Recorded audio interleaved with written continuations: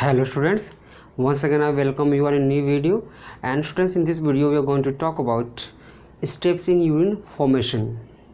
Okay students, steps in urine formation. So in this video there are three steps involved in the urine formation. Okay, first is the ultrafiltration, second is the selective reabsorption, and third is the tubular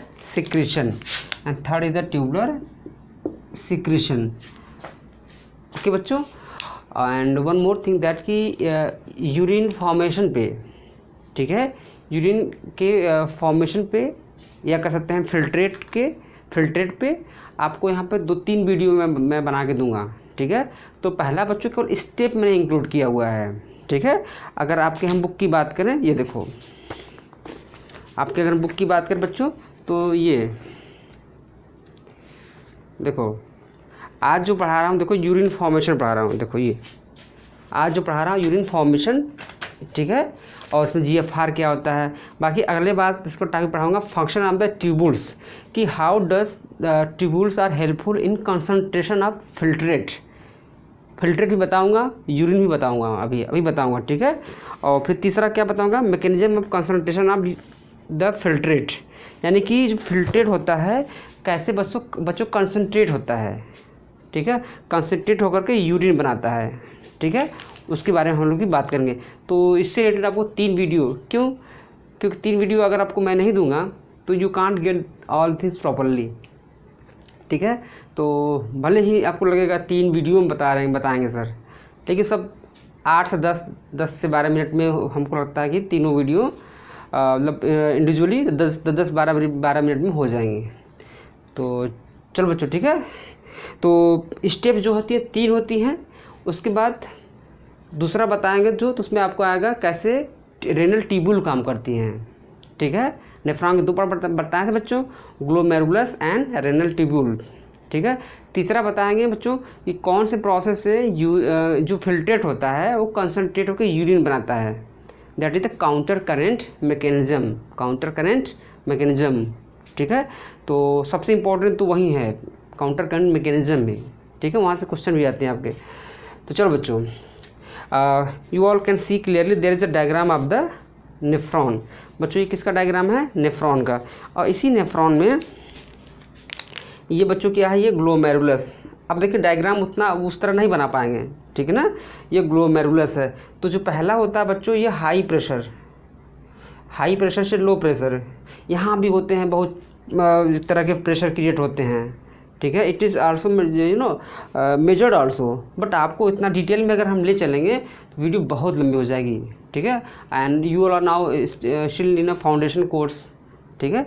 तो पूरा NEET का पढ़ाने के लिए फिर यही video पढ़ाएंगे तो 40-50 1-1.5 घंटे की हो जाएगी फिर, ठीक है। तो अभी मैं तो 10-12 मिनट में इसको ख़त्म कर दूँगा। तो जो बेसिक चीज़ें वही आप जान लीजिए, ठीक है। तो बेसिक कंफर्म हो जाएगा, तो नीट का बाद में इसको फोकस करिएगा।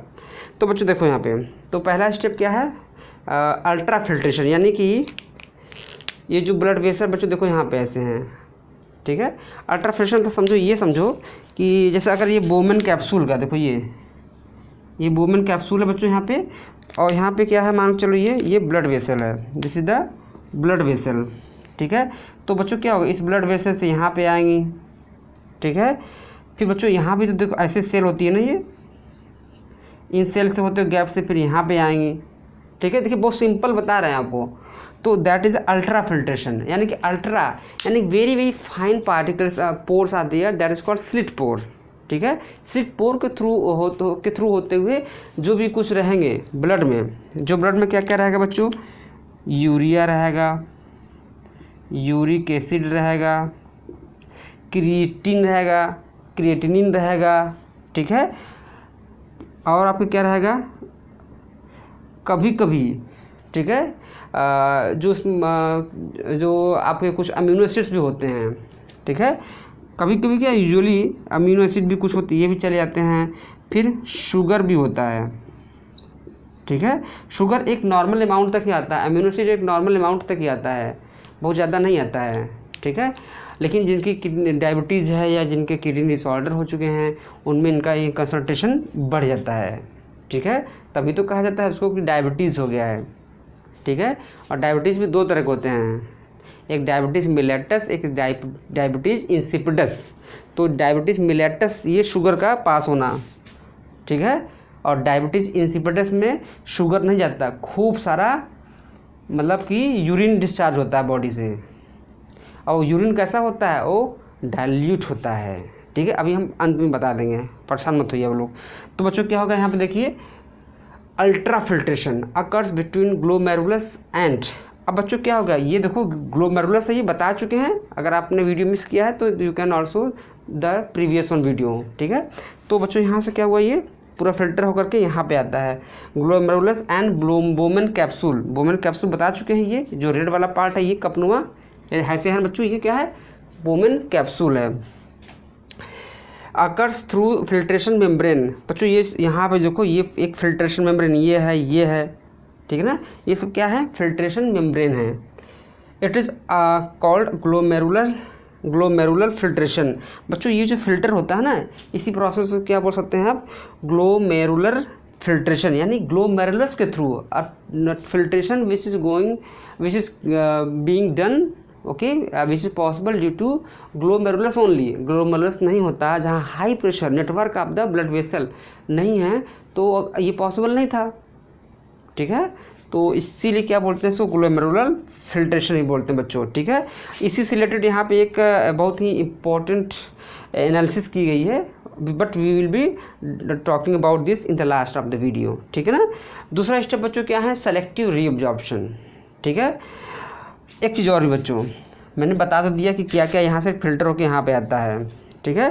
तो ये आप देखिए बच्चों, ये पहला स्टेप यहाँ पे है, तो क्या क्या आएगा, अमीनो एसिड आएगा, ग्लूकोज आएगा, यूरिया आएगा, यूरिक एसिड आएगा, जो भी कुछ आएगा। और बच्चों विद दिस बहुत हाई अमाउंट में क्या आएगा, वाटर, क्या आएगा बच्चों, वाटर, खूब सारा हाई अमाउंट में आएगा क्या, वाटर। तो यहाँ पे जो भी कुछ फिल्टर होके whatever is being filtered from we can say glomerulus या blood vessels to the Bowman capsule, lumen of the blood capsule, that substance that we can say fluid, we can say that liquid is known as filtrate,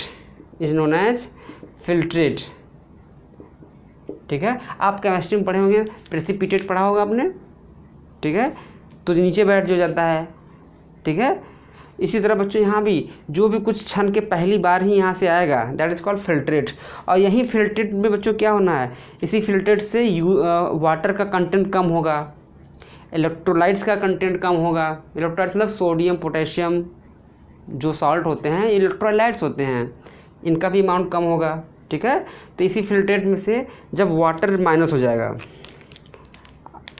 ठीक है, जब क्या होगा बच्चों, minus water और minus क्या, sodium potassium सीधे लिखते हैं जो मेन है बच्चों, ठीक है, sodium potassium, sodium plus potassium सब, तो इन्हीं का क्या होना, माइनस होना, ऐसे कॉमन लगा देना है, सोडियम पोटेशियम माइनस हो जाता है तो क्या बनता है बच्चों, यूरिन।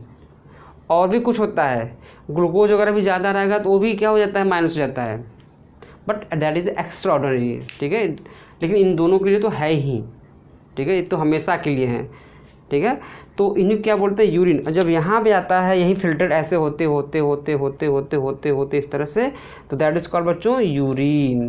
पहली बार कोई terms that is urine is use in collecting dust. ये क्या है, कलेक्टिंग डस्ट बता चुके बच्चों ना, ये सब नेफ्रॉन से, ये सब नेफ्रॉन से, इसका ये जोड़ दिए है ना। इसी तरह से यहाँ और भी ऐसे ही होगा, ये नेफ्रॉन, यहाँ भी होगा नेफ्रॉन, यहाँ भी होगा नेफ्रॉन। देखिए नेफ्रॉन यहाँ से आएगी, यहाँ से आएगी, यहाँ से आएगी, यहाँ से आएगी, ठीक है। आगे भी ऐसे ही, यहाँ से नेफ्रॉन, यहाँ से नेफ्रॉन, ठीक है बच्चों। तो इस तरह से पूरा प्रोसेस चलता रहता है बच्चों। दूसरा चीज़ हम अगर आपको बताएं कि selective absorption occurs between blood vessel and loop of Henley. आप बता चुके हैं, रेनल ट्यूब्यूल के 3 पार्ट होते हैं, पीसीटी, ये पार्ट कौन सा, PCT, loop of Henley and DCT, ठीक है बच्चों। लेकिन जस्ट थिंक 1 मिनट कि बच्चों ये किसके अगेंस्ट होगा, जो कहे ना आपको ना कि वाटर का होगा, सोडियम को, किसके अगेंस्ट होगा, ठीक है।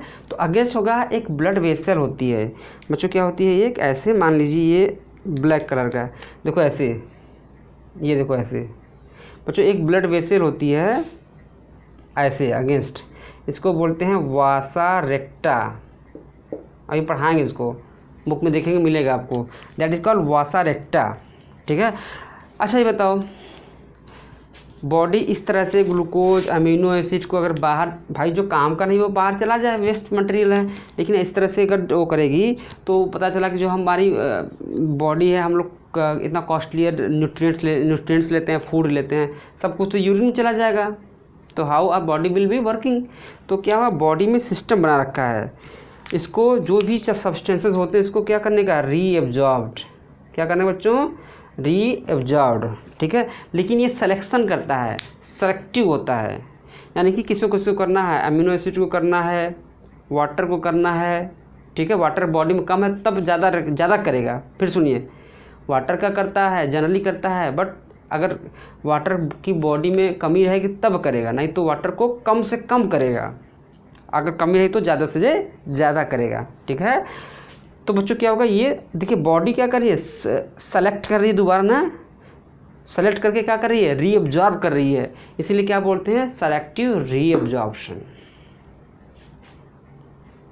समझ में आया, सेलेक्टिव मतलब कि ये किसके थ्रू दिखा, अकर्स बिटवीन ब्लड वेसल, कौन सी, वासा रेक्टा, कौन सी बच्चों, vasa recta and loop of Henle, इसके थ्रू भी होता है। देखो यहाँ से भी लूप ऑफ हेनले से क्या होता है, यहाँ वाटर को अलाउ करता है और सॉल्ट को क्या करता है, ये अलाउ नहीं करता है। वाटर को देखो, वाटर यहाँ से यहाँ जा सकता है लेकिन सॉल्ट नहीं है। यहाँ देखो, यहाँ पे सॉल्ट को अलाउ करता है, वाटर को नहीं, ठीक है बच्चों। तो ये सेलेक्ट करके पता चला कि मैं क्लास में पढ़ा रहा हूँ और सेलेक्ट करके सबको क्या करूँ, क्वेश्चन पूछूँ, नहीं आज उसी से पूछना ही है, ऐसे नहीं मैं बताऊँ सभी लोग हाथ उठा दीजिए, तो नहीं, ऐसा जनरलाइज वे में नहीं, selective, I am being selective, ठीक है बच्चों। तो सेलेक्ट करके क्या होगा, ये दैट इज सेलेक्टिव रीअब्जॉर्प्शन, ठीक है ना बच्चों। तो कहाँ पे होगा, ये आपको अलग बता दिए कि blood vessel and loop of Henley के थ्रू ही होता है, ठीक है। ये पीसीटी में भी थोड़ा बहुत हो सकता है, ठीक है, लेकिन यहाँ पे ज़्यादा होता है। चलिए अगला बच्चों क्या, tubular secretion, and this is not so highlighted in your syllabus, आपके सिलेबस में ज़्यादा हाईलाइट ही नहीं किया है, कोई बात नहीं, लास्ट के 2-3 लाइन लिख दिया है उन्होंने, एक एहसान किया, ठीक है, बट नीट वगैरह में बहुत अच्छे से पढ़ा जाता है इसको। चलें देखें बच्चों, यहाँ पे देखो पहला ये हो गया अल्ट्रा फिल्ट्रेशन, देखो यहाँ पे दूसरा बच्चों, यहाँ पे देखो यहाँ से यहाँ तक लिख दिया मैंने, तीसरा देखो यहाँ पे है, मान के चलो कि कुछ हार्मफुल सब्सटेंसेस, अच्छा पहले इसको पढ़ लेते हैं, the movement of harmful substances from blood vessel to renal tubule, यानी कुछ हार्मफुल सब्सटेंसेस वापस गलती से चले गए या ज़्यादा चले गए तो उनको क्या करती है बॉडी, अरे यार इसको हटाओ, इसको सिक्रीट कराओ, क्या कराओ, सिक्रीट, कहाँ से, ब्लड वेसल से, कौन सी ब्लड वेसल, वासा रेक्टा से, ठीक है। तो ये सब ट्यूबुलर स्ट्रक्चर है बच्चों ना, तो इसलिए क्या बोलते हैं इसको, ट्यूबुलर सिक्रीशन, तो यानी कि ये कहाँ से होगा, देखो लिखा ना, फ्रॉम ब्लड वेसल, यहाँ पे लिख देना वासा रेक्टा टू रेनल ट्यूब्यूल, ठीक है। और रेनल ट्यूब्यूल के बच्चों बता देंगे 3 पार्ट होते हैं, एक पीसीटी, देखो इससे 3rd यहाँ लिखा हुआ है, ठीक है, स्पेशली पीसीटी पे होता है ये, पीसीटी और ये डीसीटी पे, ठीक है। अभी आप डायग्राम देखिए, पढ़ाएंगे इसके बाद, function of the renal tubule, urine concentration, urine formation, तो यहाँ पे इसी चीज़ को हम बताएंगे, कौन कौन साल्ट को ये ट्यूबुलर सिक्रेट करते हैं, किसको रीअब्जॉर्ब करते हैं, डायग्राम यहाँ पे बनाएंगे अच्छा सा, ठीक है ना। तो अभी बच्चों आपको लिए ये आई होप कि समझ में आ गया होगा। ये एक्चुअली होता है केवल हार्मफुल सब्सटेंसेस को बाहर जो ब्लड वेसल में आ गए हैं वापस उनको करने के लिए वापस, ठीक है ना, कहाँ पे, नेफ्रॉन में, ठीक है ना। अभी अगले वीडियो में पढ़ाएंगे आपको कहाँ हाइपोटोनिक होता है, फिल्ट्रेट समझो एक ही बात कि जो कुछ भी फिल्टर होके आया बोमेन कैप्सूल के अंदर from the glomerulus is called filtrate. आप छन्नी लिए, आप मान लो कि बेल का शरबत पीना चाहते हैं, ठीक है, आपने सीव लगा के छान दिया, जो नीचे आया वो फिल्ट्रेट, बस, ठीक है। उस फिल्ट्रेट में हमारा ही क्या है, यूरिया है, यूरिक एसिड है, अमीनो एसिड है, ग्लूकोज है, whatever is there in that only, ठीक है। बाकी जो उस छन्नी पे आया तो क्या आएगा, आरबीसी आएंगे, डब्ल्यूबीसी आएंगे, प्लेटलेट्स आएंगे, ठीक है बच्चों, ये सब चीज़ वहाँ पे आएंगे ना, इसके यहाँ पे जो यहाँ पे इसकी जो ये जो मेम्ब्रेन है यहाँ पे सब यही सब आएंगे, आरबीसी, डब्ल्यूबीसी, प्लेटलेट सब यहाँ पे आ जाएंगे। अगर ये छन के जाएंगे तो कभी कोई छनता भी है, ये इट इज़ फिल्टर्ड समटाइम्स, ठीक है। अगर आरबीसी जाते हैं तो यूरिन क्या होता है, रेड हो जाता है, रेडिश हो जाता है, ठीक है ना। और वैसे यूरिन का पीएच कितना होता है, 6 होता है, जनरल क्या होता है 6, जो which is there in your book, ठीक है, जो आपके बुक में बच्चों दे रखा है। लेकिन इसका पीएच रेंजेस होता है फ्रॉम 6 to 8.5 तक कर सकते हो आप, जो मोस्ट ऑफ द बुक्स में मिलता है। और एक चीज़, आप फ्रूट्स खाएंगे तो एसिडिक होता है ये, more getting concentrated to the acidic, ठीक है। अगर आप वेजिटेबल्स खाएंगे, ठीक है, तो ये क्या होगा, धीरे धीरे बेसिक की तरफ ये शिफ्ट हो जाता है। इसलिए कहा जाता है फ्रूट्स खाना अच्छी बात है, लेकिन ऐसा नहीं कि पूरा दिन भर फ्रूट्स खा के रह रहे हैं, ठीक है। आप लेमन जूस पी रहे हैं, लेमन जूस तो लेते हैं आप जानते हो क्या, जो ऑरेंज जूस पी रहे हैं, ठीक है। एप्पल में मैलिक एसिड होता है, उसमें वो भी एसिड नाम ही है उसका, पीएच एसिडिक है, तो बॉडी को एसिडिफाई कर देगा वो, ठीक है। उसका असर कहाँ आएगा, इसी बोमेन कैप्सूल पे आता है बच्चों, ठीक है ना। तो इस तरह से ये मैंने आपको ये बता दिया, ठीक है बच्चों। तो चलिए, क्या बता रहा था, चलिए अब इस पर चलते हैं, ध्यान से उतर के, कुछ अच्छा बता रहे थे आपको, ठीक बच्चों। चलो, तो तीनों चीज़ आपको समझ में आ रहा होगा, फिर से रिवाइज कर लेते हैं। अल्ट्रा फिल्ट्रेशन, जब बच्चों ग्लोमेरुलस से बोमेन कैप्सूल में जो कुछ भी फिल्टर हो गया है उसे क्या बोलते हैं, प्रोसेस क्या बोलते हैं, अल्ट्रा फिल्ट्रेशन। सेलेक्टिव रीअब्जॉर्प्शन, गलती से कुछ ऐसे भी सब्सटेंसेज होते हैं जो कहाँ आते हैं बच्चों, हाँ याद आ गया बच्चों, अगर आरबीसी आएंगे तो पेशाब का कलर कैसा हो जाएगा, रेड हो जाएगा। अगर ये कभी कोई देखा आपने सुना होगा उनके पेशाब में पस आ रहा है, तो वहाँ पे स्पेशली कहा जाता है डब्ल्यूबीसी के लिए, if number of the WBC is getting increase into your urine then it is called in medical terms that commonly it is called there is a pus in the urine, ठीक है। चलिए, और बच्चों kidney को ही बोला जाता है body का ब्लैक बॉक्स। अगर कोई if any an aeroplane has got crashed तो उसका ब्लैक बॉक्स मिलता है, तो पता चला इसकी स्पीड कितनी थी, और केबिन क्रू की जो टॉकिंग्स होती हैं वो रिकॉर्ड करता है, ठीक है। उसके स्पीड और जो भी होती है एरोडायनेमिक इंफॉर्मेशन सब कुछ मिलती है। तो किडनी अगर किसी की अच्छी है बॉडी में, तो अच्छे से काम कर रही है, तो दैट मीन्स उसकी बॉडी सही है, ठीक है।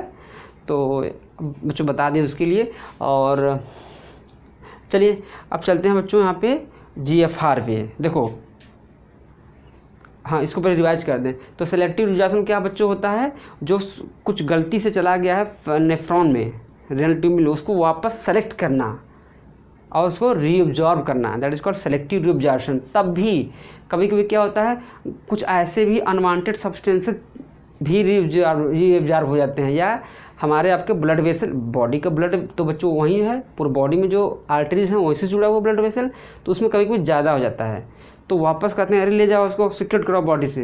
यानी सिक्रेट मतलब कि बॉडी से, मतलब कि वासा रेक्टा से, कहाँ सिक्रेट कराओ वापस, देखो यहाँ पे बच्चों वापस कहाँ कराओ सिक्रेट, देखो ये है ना, ये देखो इसको यहाँ पे सिक्रेट कराओ, ऐसे ऐसे, ठीक है।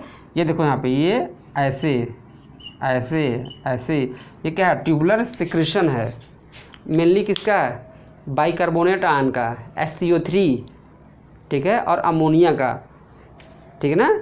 चलिए अभी अगले वीडियो में पढ़ाएंगे उसी को। अब बात करते हैं बच्चों GFR क्या है। तो ग्लोमेरुलर फिल्ट्रेशन रेट, यानी ग्लोमेरुलस से जो भी कुछ फिल्टर हो रहा है उसका रेट क्या है, ठीक है, यानी जो फिल्ट्रेट आ रहा है तो GFR बोलते हैं short, it is called GFR in short, amount of filtrate, ठीक है, found by both from filtrate from amount of filtrate found, found सही था ये, फाउंड बाई बोथ किडनीज, दोनों किडनी से जो भी कुछ फिल्ट्रेट आएगा, ठीक है, उसी क्या बोलते हैं GFR बोलते हैं। अप्रॉक्सीमेटली बच्चों 125 ml पर मिनट, 1 मिनट में 125 ml, how fast it is. और नियरली बॉडी का 20% के आसपास पूरा ब्लड जो होता है किडनी में ही आता है, सोचो, ठीक है। तो 25 ml मिनट में हो गया, तो इसको 60 से मल्टीप्लाई करके घंटे में निकाल लेंगे, ठीक है, और फिर आप फिर और मल्टीप्लाई करके इसको आप निकालेंगे तो डे में आ जाएगा। तो कितना आएगा बच्चों 180 लीटर पर डे। लेकिन ये फिल्ट्रेट है भाई, ये फिल्ट्रेट है, जो कुछ यहाँ फिल्टर होके आया, ठीक है। अब यहाँ फिल्ट्रेट में से वाटर निकल जाएंगे, इलेक्ट्रोलाइट्स निकल जाएंगे, जो कुछ निकलना निकल जाएंगे, तो अंतिम में बचेगा कितना, नियरली 0.8 to 1%।